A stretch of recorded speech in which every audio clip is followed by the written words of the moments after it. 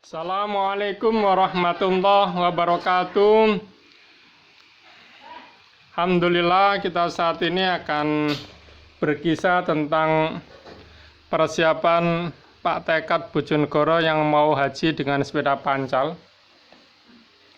Sekitar sebulan yang lalu, saya mendapat informasi bahwa ada seorang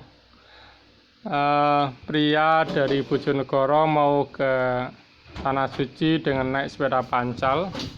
Pada saat itu beliau sudah sawan ke Gus Bata dan Gus Bet untuk pergi haji dengan sepeda pancal.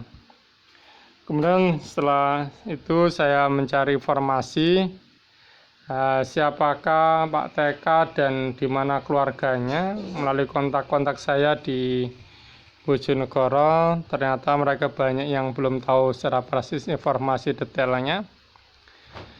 Kemudian pada tanggal 16 Juli kemarin, kebetulan ada juru kawasan Temboro di Pondok Al-Fatah cabang Wedi Bojonegoro. Kemudian saya coba tanya ke Pak Rosihul, salah seorang penanggung jawab dakwah di Bojonegoro, dan beliau ternyata dan kenal dengan Pak Tekad, bahwa rumahnya di Growok. Kemudian keesokan harinya tanggal 17 hari Ahad, saya sama istri meluncur ke Growok. Pada saat itu saya bermalam di keluarga saya di Purwosari di Gapluk. Kemudian sampai di Dander, pasar Dander, istri saya beli sekitar oleh-oleh. Sementara itu saya sambil menunggu ngobrol dengan tukang parkir di pasar Dander. Ternyata informasi Pak Tekad cukup viral juga di pasar itu. Banyak yang kenal dengan beliau sehingga memudahkan saya mencarinya, dan mereka mengarahkan untuk menanyakan ke Masjid Growok karena aktivitasnya banyak di Masjid Growok. Kemudian saya meluncur ke Masjid Growok. Kebetulan ada beberapa orang yang sedang berbenah di masjid, sehingga saya tanya Pak Tekad dan mereka kenal dan mengarahkan di gang di sebelah barat masjid. Ada gang, kemudian dekat dengan bengkel sepeda motor, masuk ke situ. Kemudian saya masuk dan alhamdulillah ketemu dengan anak yang tertua dari istri yang sekarang ini dan istrinya. Kemudian saya ngobrol dengan Mas Rio, anaknya yang berusia 21 tahun. Kemudian istri saya ngobrol dengan istri Pak Tekad. Sekilas saya melihat bahwa di situ ada mebler, dan ini adalah usaha sehari-hari dari Pak Tekad sebelum beliau meninggalkan keluarganya untuk pergi ke Tanah Suci dengan sepeda pancal. Saya tanya, Pak Tekad bawa bekal berapa, Dik, kepada anaknya, Mas Rio. Anaknya bilang bahwa beliau membawa bekal kira-kira 5 juta. Kemudian bagaimana dengan keluarganya? Kan beliau yang di rumah ini kan anaknya 4, paling kecil 4, kelas 4 SD. Bagaimana keperluan sehari-harinya? Nah, Mas Rio bilang kalau saya ini jualan sempolan, Pak. Kemudian ibu ini jualan baju, sehingga ya insya Allah cukuplah untuk memenuhi keperluan sehari-hari.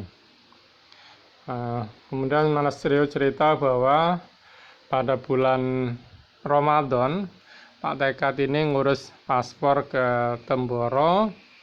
Kemudian setelah selesai bulan Syawal beliau berangkat, didahului dengan ke sawan dulu ke Gus Bata sama Gus Bet untuk doa restu mereka. Ini Gus Bata dan Gus Bet ini adalah pemangku dari Pondok Al-Fatah, salah satu pondok terbesar di Indonesia.